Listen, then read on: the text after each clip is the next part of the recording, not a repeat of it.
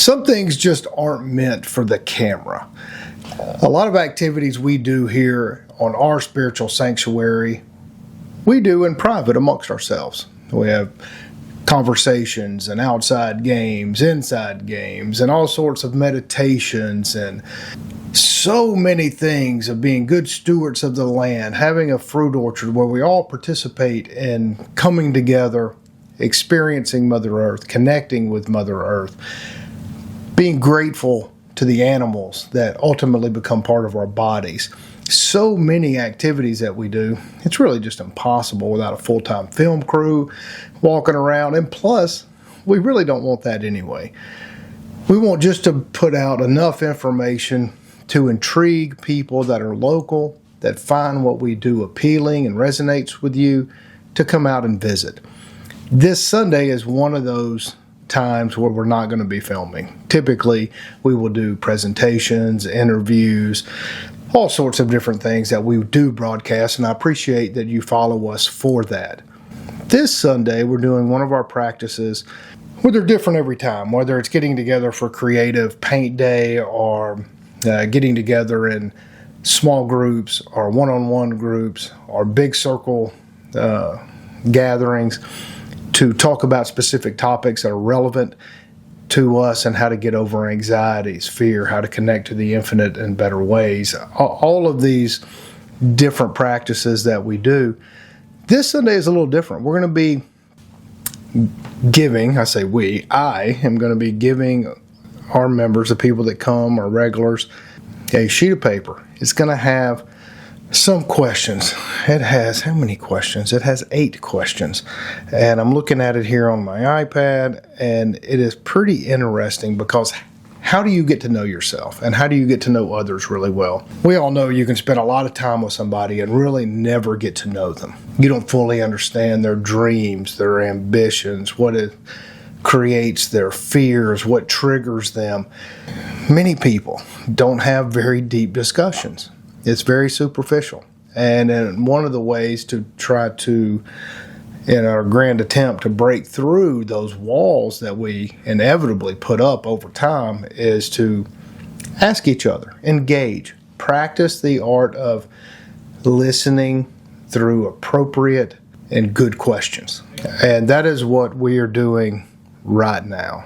Now, the first question we're going to ask of our one-on-one partner, because we're all going to separate into just 2 people, 2 pairs, or a pair, all over the sanctuary here, is to ask each other these 8 questions and practice the art of listening and practice the art of compassion, feeling the other person speak. And I think this is one of the most beautiful exercises that we can do. And here are just some of the questions we're going to ask tomorrow. Not who are you, and not your name that was given to you by your parents or guardians or whoever. What are you? It's a very different question than, who are you? Who am I? It's what are you? It's very thought-provoking. And the second question is, what are your short to medium term goals? Like from this moment to 3 to 5 years. And then what are you doing every single day to achieve them? And by vocalizing that, because many people keep that to themselves, so when you vocalize it, you set it forth into the world, right? You are letting it be known. If you've kept it inside, you let that vibration out into the universe. You share it with somebody else. And then you feel like you are accountable, which you should be. And the third is, how do you give and show love to those closest to you? Because this is fascinating. A lot of times we feel like we're giving love. Then whenever we start to think about it, am I actually showing love and affection? Am I expressing gratitude? And am I verbally communicating my love? Am I recognizing my partner or child or whoever that you love? Are you recognizing their love language and helping to connect on that level? And are you communicating with them so they do the same reciprocally, so that relationship blossoms and flourishes? And then how do you practice being self-aware? It's a very good question. And we're going to go really in depth with each other on these, and it's such a wonderful practice. The fifth question is, how do you allow your emotions to control your actions? We all do this. And then give an example, at least one example. The sixth question is, what actions do you take to live to your full potential? Just in general, overall, what do you do as a practice or as some type of ritual? Whether for me is a great example. Every morning and every night, before I get out of bed, I meditate. And when I get into bed, I meditate before I go to sleep. So in the morning and at night, that is my practice or ritual every single day. Now, there are occasions when I miss, and every time I miss, it's just doesn't go the way it should. And the seventh question is, and I thought this was appropriate before I read this question, because we just had in this country and many countries around the world the internet outage, this big, massive catastrophe where people are stuck at airports, the banks weren't working right, you couldn't get your cash out. These were big problems, and people were pulling up to gas stations here locally, about 30 minutes from here in Bossier City, Louisiana, and wow, you had to run in and pay with cash. Most people don't carry cash. What do you do if the power goes out, some sort of catastrophe like that happens with the power grid? I mean, it's all run by computers now. What happens? How are you going to survive? Even to take it a step further, what do you do when you have snowstorms? Like we've had snowstorms here in this part of the country in Texas, on the Louisiana-Texas border, that just are very uncommon. And so, let's see, I think it was 3 years ago, I couldn't get out of the driveway for a week. How do you survive those things? Are you prepared? And if so, how? How do you know you're prepared? What steps have you taken, and what steps have you continued to take? And the last question is, how do you connect to Mother Nature or Mother Earth and all the infinite energies around you? How do you do that? And how often do you do that? And that is, to me, and our group here, when we practice these type of exercises, it really brings us closer together because we're able to better understand each other, better know each other.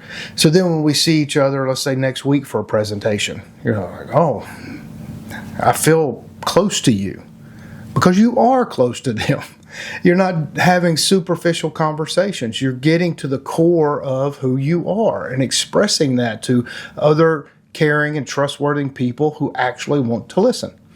It's phenomenal. And if you're in the local area, we're about 30 minutes from Shreveport, 30 minutes from Bossier. We're over 20 minutes from Marshall, Texas, about 45 minutes from Longview. Any of those drives are so beautiful and so relaxing. It just calms you before you get here and allows you to open up. It is wonderful. And I encourage you to come out and meet new friends. Come be a part of our growing group. We need you as much as you need us. And I believe that. I believe we all need each other. And if it's not here, then I hope that you find a spiritual home, whether it's a church, synagogue, in any place that you can be a part of a trusting, caring group that respects Mother Nature, that takes care of each other in your group. Really get to know each other, break bread, do physical activities together, meditate together, pray together, all these things that help shrink divides in the world.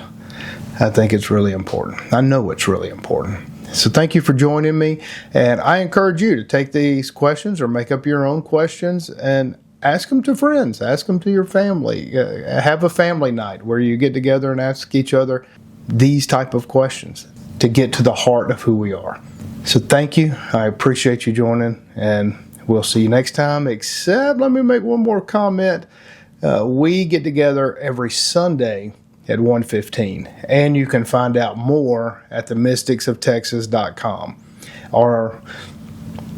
That is our wonderful website that illustrates a lot of our belief systems and has a lot of wonderful videos, and I think most people enjoy it because it is growing really, really quickly, and thanks to you it's doing that. So thanks. We'll see you next time.